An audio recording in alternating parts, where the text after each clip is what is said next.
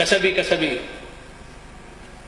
یعنی ریاضتوں سے مجاہدوں سے ولایت مل سکتی ہے، یہی مانے نا، کسب کر کے کوشش کر کے عبادت، کثرت عبادات کی وجہ سے، ریاضات کی وجہ سے، محنت و مشقت کر کے آپ ولی بن سکتے ہیں۔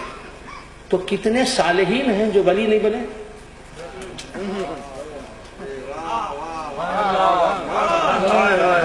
عقل نہ ہوش، کسبی، کسی نے کہہ دیا، کسی خلیفہ نے کہہ دیا کہ سب اس کی تقلید کر رہے ہیں۔ علم حاصل کرو، بالکل حاصل کرو، ورنہ پھر چیخوں کے سوا کچھ بھی نہیں، نعرے بازی کے سوا کچھ بھی نہیں۔ کتنے اس دنیا میں عبادت گزار پیدا ہوئے، متقی پرہیزگار پیدا ہوئے، کبھی خدا کی خلاف ورزی نہیں کی، تہجد گزار، 5 وقت نماز کے پابند، اشراق گزار، اوابین گزار، چاشت گزار، متعدد مرتبہ حج کیے، عمرہ بجا لاتے رہے، درود کا نذرانہ سرکار کی بارگاہ میں بھیجتے رہے، صالح کہلائے، اللہ کے نیک بندے کہلائے، ولی نہیں بن سکے۔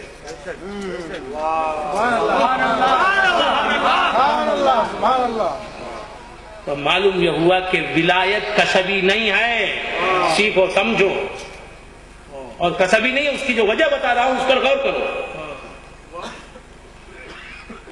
اور اگر ولایت کسبی ہے تو کیا معیار ہے؟ کتنا کسب کرنے سے ولایت ملتی ہے بتاؤ؟ سمجھا نہ، سوچا وہابی، نبوت تو وہابی، ولایت کسبی، جواب دے دیتے۔ تو خیر بندگان خدا عرض کر رہا تھا، نہ نبوت کسبی ہے نہ ولایت کسبی ہے۔ نبوت بھی اللہ کی دین ہے، ولایت بھی اللہ کی دین ہے، یہ ہے عقیدہ اہل سنت و جماعت کا۔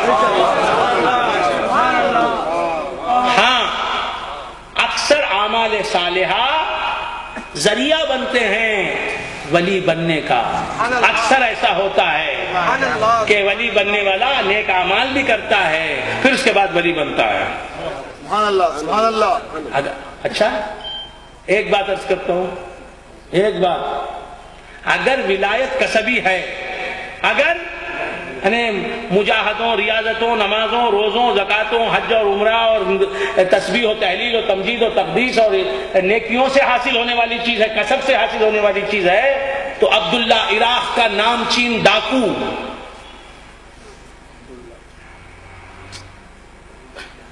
گیا غوث الثقلین رضی اللہ تعالیٰ عنہ کے گھر میں ڈاکہ ڈالنے کی نیت سے، میرے غوث کے گھر میں چوری کرنے کی نیت سے گیا، چرانے لگا، غوث کے گھر میں پہنچ کر آنکھیں چلی گئی۔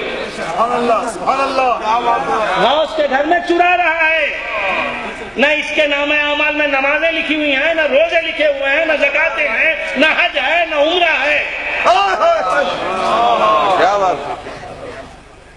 اب جن لوگوں نے پڑھا دیا ہے اپنے شاگردوں کو کہ ولایت کسبی ہے، وہ سوچ رہے ہیں نے کیا پڑھا دیا، یہ کیا پڑھا رہے ہیں؟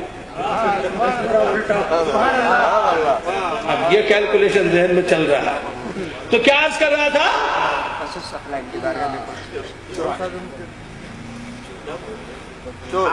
ڈاکو، عراق کا نام چین، لٹیرا، خزاں، رہزن، غنڈا، غوث الثقلین رضی اللہ تعالیٰ عنہ کی بارگاہ میں پہنچا، وہاں چوری کر رہا ہے۔ گناہ بھی مقام سے اس کی سنگینی بڑھ جاتی ہے۔ ہمارے خضر صاحب ہیں، یہ دلی کی جامع مسجد میں نماز پڑھ رہے ہیں، دلی کی جامع مسجد میں ظہر کی نماز پڑھ رہے ہیں۔ ایک نماز کا ثواب، ایک نماز پڑھی، ایک نماز کا ثواب، بس۔ حج کی توفیق اللہ نے دی، حج کا موقع مل گیا، حج کو چلے گئے، اب مسجد حرام میں نماز پڑھ رہے ہیں، مسجد حرام میں ظہر کی نماز پڑھ رہے ہیں۔ ایک ظہر کی نماز کا ثواب 1,00,000 ظہر کا ہے یا نہیں؟ کام وہی ہے، مقام کے بدلنے سے مرتبہ بدل جاتا ہے، ثواب بدل جاتا ہے۔ 1,00,000 ایک نیکی کا